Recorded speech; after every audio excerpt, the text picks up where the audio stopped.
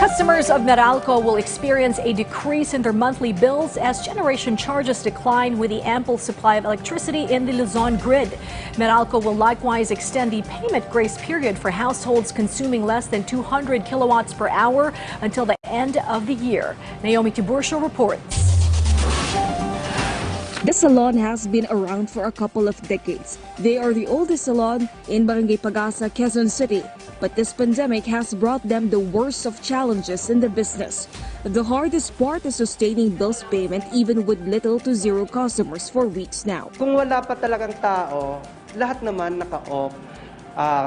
Kaunti lang, pili-pili lang yung ilaw namin, yung aircon namin kung saan yung kailangan. Hindi katulad dati, na laging halos naka-open. Siyempre, wala tayong client eh. Mahirap na open lahat. Ang laki ng bill tapos wala naman pumapasok. After a month of power rate hike, a piece of good news for Meralco customers as the company announces a 4 centavo per kilowatt hour rollback.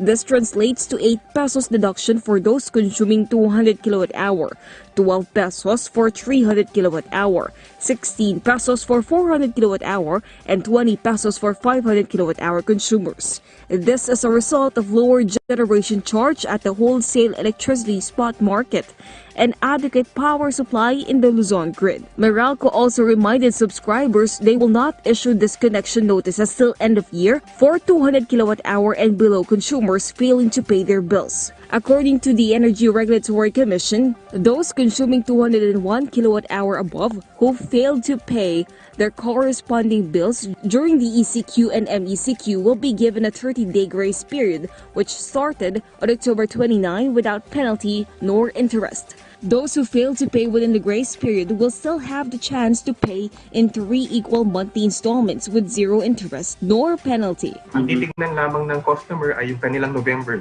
bill. Kung ang November bill, ang konsumo nila na nakasaad doon ay 200 kilowatt hours or below, walang disconnection yun.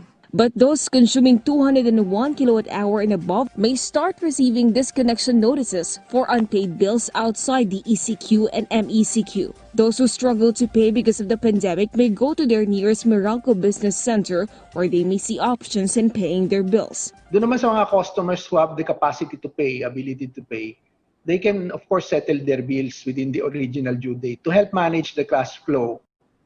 In the industry, in the supply chain, no? And para hindi naman din mahirapan. The company continues to study the supply and demand situation to determine if there will be another rollback in the coming holiday month. Naomi Tiburcio for The Nation.